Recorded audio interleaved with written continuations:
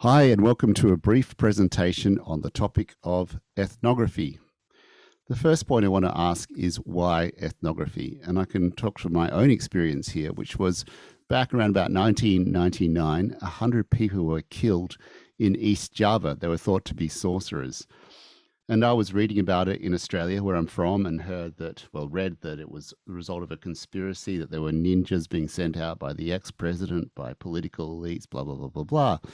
And I absorbed all that and presented at a conference saying it could be this conspiracy or that conspiracy. After that, in 2000 to 2002, I actually went to East Java and lived with East Javanese people. I spent more than a year living alongside local people, learning the language and living as they do. And as I did that, I discovered that local people were scared of sorcery. They believed that sorcerers were living among them and, for example, killing their children. And they would group together and kill those sorcerers. And it turned out, after all this research, that in 1999, when those 100 or so sorcerers had been killed, they were alleged sorcerers and they'd been killed by their neighbors, family, and friends. Now, this was a finding that no one had even really thought of, I guess. And as a result of it, I got my PhD, won an award, got a book published, 2 books published out of that, actually. But I think the most important thing, the important lesson there was what it looked like from the outside is different from when you actually spend time with the people and get to know them who are involved. So that the idea is a better way to do research is spending time with people, getting to know them, and hearing about it from their perspective, whatever it is that you might be studying.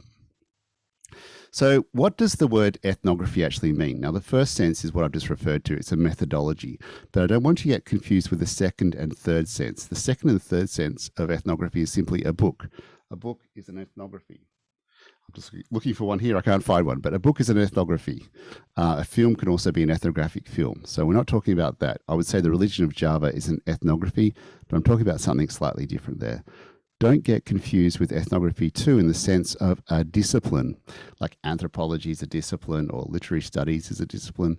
There was a time when ethnography was thought of as a discipline.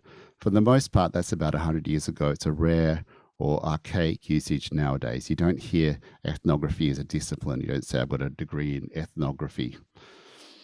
Okay, so we're just going to refer to the first meaning, which is a method, a research method for studying cultures. It's famously developed by a guy called Malinowski, who did field work on the Trobriand Islands around the time of World War I, so in the early 1900s. And what he said was, spend time with the people, learn their language, hear what they have to say about things, and then look at how they actually behave. Sometimes what they say is different to what they actually do. So listen to the stories they tell about themselves and look at how they actually behave. And from that, you can develop a better and deeper understanding of culture and society. That's the idea of ethnography. It came down from Malinowski, and the same principles still apply now today for anthropologists. Now today, of course, we live in a digital world that Malinowski didn't, and ethnography has become an online thing as well. All ethnographers, all people who do ethnography these days have to deal with the online component, because everybody seems to be on social media or email or whatever, or Zoom or Skype or whatever the platform is. So using online tools is part of ethnography because it's part of being human these days. So you could say that ethnography has an online component, which is when you're living with people online, might be playing a game, might be gaming with them. You might be just connecting through social media, and also offline. You might meet them at a restaurant, or you might do some farming next to them. Okay, there are some concepts you shouldn't get confused with. Ethnology. Ethnology sounds like ethnography, but it's a bit different. It's another archaic usage, which was actually paired up with that archaic sense of ethnography. So ethnography was supposed to be a science or a new discipline where you'd actually go and live with people in the field, whereas ethnology was when you sort of sit back in an armchair and compare all the different ethnographies and develop an understanding of human culture. Those terms just aren't used anymore, really. The other concept I don't want you to be confused with is participant observation. For most anthropologists, the bulk of ethnography is participant observation. By participant observation, we mean spending time living with the people, getting to know the language, all the things I talked about before. But there are other ways you can also do ethnography aside from participant observation. You can interview people.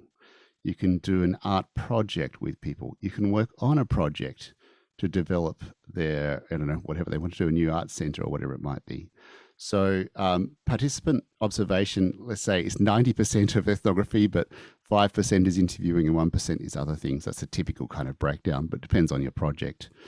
And don't get it confused with fieldwork. Fieldwork is actually a larger category, and it can include scientific fieldwork, which is what I've tried to draw here, which I assume is a scientist doing some sort of research on, I'm going to guess, geology. So you could say fieldwork is a larger category. A smaller category, again, is ethnography, and within ethnography, we have participant observation, even yet smaller category. But the main thing to remember is ethnography is a method of doing research on human cultures, and it's based on living with people or connecting with people and seeing the world from their perspective. You can do that through participant observation, but you can also do it through interviews or other kinds of projects. And it is still relevant. It's still thought of as the top or number one method for doing anthropology. Whether that's right or wrong is a discussion for another time. Thank you.